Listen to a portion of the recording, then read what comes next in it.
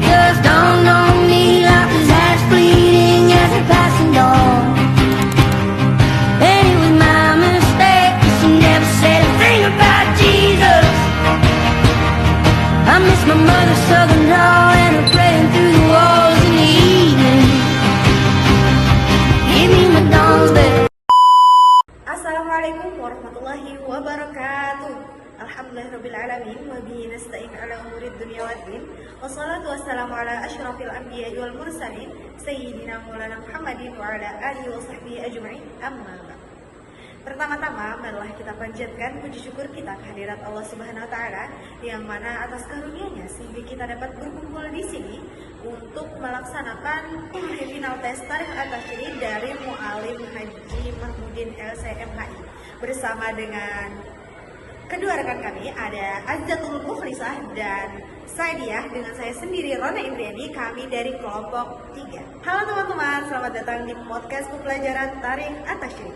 Perkenalkan, saya sendiri Rona Indriani sebagai moderator, dan pada episode kali ini kita akan membahas tentang perjalanan Tarikh At-Tasyri atau pensyariatan Islam pada masa Nabi Muhammad SAW. Bersama saya telah hadir dua narasumber, yaitu Azzatul Mukhlisah dan Saidiah. Apa kabarnya Azzatul Mukhlisah dan Saidiah? Alhamdulillah, saya baik. Terima kasih Rona. Alhamdulillah, baik.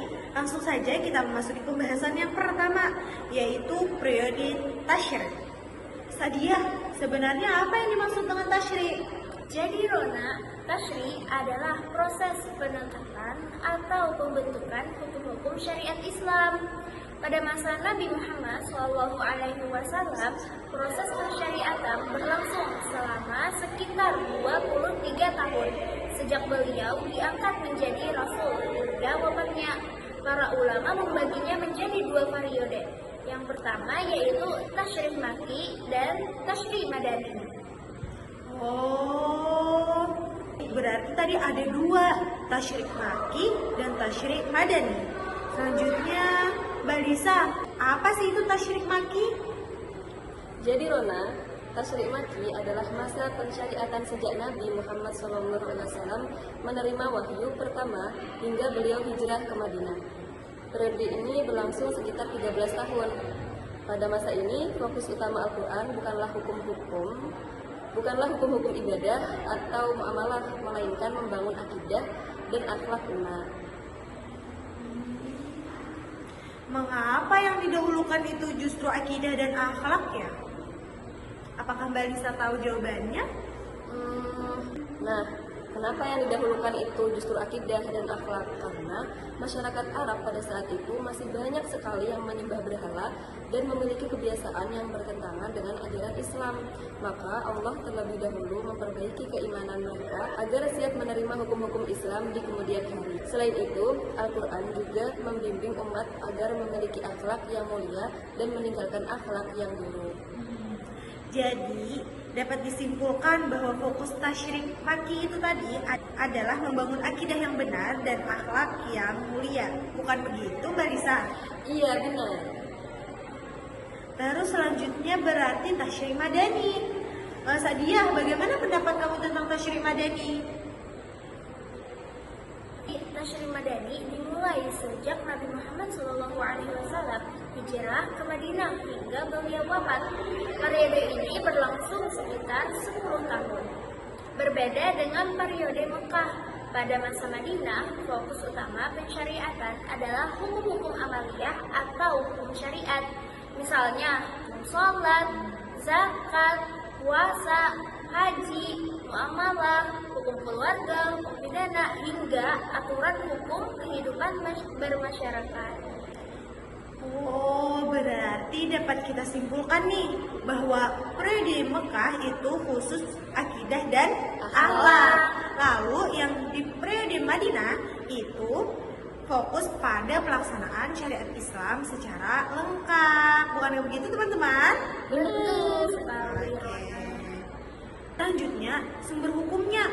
Mbak Lisa, apa saja sih sumber hukum Islam pada masa Nabi Muhammad SAW? Oke, benar. Ada dua sumber hukum utama. Yang pertama adalah Al-Quran, yaitu wahyu yang dibaca dalam ibadah dan menjadi sumber hukum pertama. Yang kedua adalah as-sunnah, yaitu segala sesuatu yang berasal dari Nabi Muhammad berupa perkataan, perbuatan, maupun persetujuan beliau. Sunnah berfungsi menjelaskan dan menyempurnakan hukum-hukum yang terdapat dalam Al-Quran. Jadi itu Rona, ada dua. Oh, ada dua ya. Lalu tadi kata Mbak Lisa kan Al-Quran itu diturunkan secara bertahap. Sadia tahu nggak kenapa Al-Quran itu diturunkan secara bertahap? Jadi Rona ada beberapa hikmah. Yang pertama, untuk mengikuti hati Rasulullah SAW. Kedua, agar lebih mudah dihafalkan oleh Nabi dan para sahabat. Dan yang ketiga, agar umat tidak merasa berat menerima hukum-hukum Islam. Keempat, menjadi jalan adanya nasikh dan mansukh. Dan yang terakhir, sebagai bentuk kasih sayang Allah kepada manusia. Oh, begitu ya. Lalu selanjutnya ada apa ya? Metode pensyariatan. Bagaimana sih metode pensyariatan pada masa Nabi Muhammad? Ada yang tahu nggak? Tahu. Iya, silakan Mbak Lisa. Jadi, ada dua cara pensyariatan pada masa Rasulullah. Yang pertama, Rasulullah menjawab pertanyaan para sahabat mengenai suatu hukum.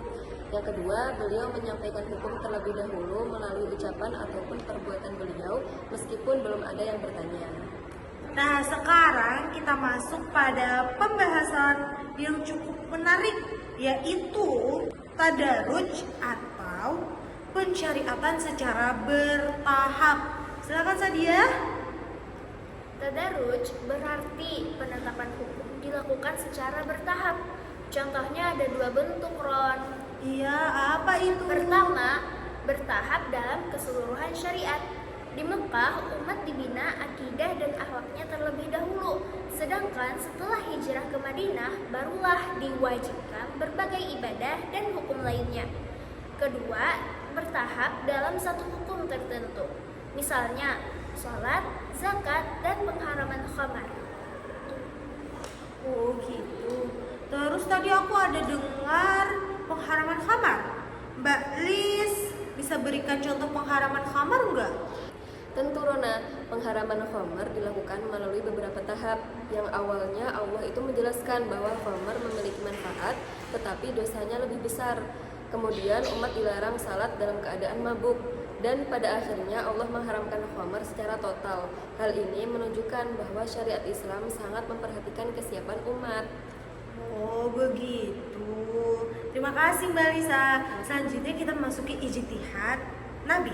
Dia bagaimana pandangan ulama mengenai ijtihad Nabi Muhammad SAW? Jadi, para ulama memandang berbeda pendapat. Namun, mayoritas ulama usul fikih berpendapat bahwa Nabi dapat berijtihad dalam perkara yang belum turun wahyu mengenai hukumnya. Apabila hasil ijtihad beliau perlu diluruskan, maka Allah Subhanahu wa Ta'ala akan menurunkan wahyu sebagai petunjuk. Lalu apa hikmahnya Sadia? Hikmahnya adalah menjadi teladan bagi umat dalam menggali hukum, sekaligus menjadi dasar bagi para sahabat dan ulama setelah Nabi untuk melakukan ijtihad terhadap persoalan-persoalan baru. Oke, selanjutnya kita memasuki karakteristik tasyri'. Mbak Lis, apa aja sih karakteristik tasyri' pada masa kenabian? Jadi ada 6 karakteristik utama. Yang pertama adalah sumber hukum hanya Al-Quran dan Sunnah. Yang kedua, seluruh persoalan dikembalikan kepada Rasulullah. Yang ketiga, fondasi syariat Islam telah sempurna. Yang keempat, Al-Quran dan Sunnah merupakan dasar ijtihad generasi berikutnya. Yang kelima, ilmu fikih belum berkembang seperti sekarang. Dan yang terakhir, penambahan hukum hanya pada persoalan yang benar-benar terjadi. Alhamdulillahirabbil alamin. Dari pembahasan yang kita bahas pada video kali ini, kita dapat memahami bahwa proses pensyariatan Islam itu berlangsung secara bertahap dan penuh hikmat.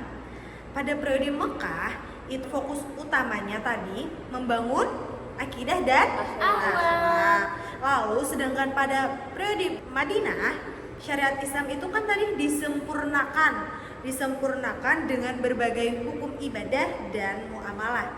Terima kasih kepada saudari Sa'diyah dan Azizatul Mukhlisah yang atas penjelasan yang sangat bermanfaat tadi. Semoga podcast kita pada hari ini menambah wawasan kita semua mengenai sejarah pensyariatan Islam pada masa Nabi Muhammad SAW. Saya Rana Indriani selaku moderator dan beserta dua narasumber kita pada hari ini yaitu Sa'diyah dan Balisa. Kami pamit undur diri. Apabila terdapat kesalahan dari kami baik yang disengaja maupun yang tidak disengaja, kami mohon ampun dan maaf. Jangan lupa di like, comment, and subscribe. Bye bye.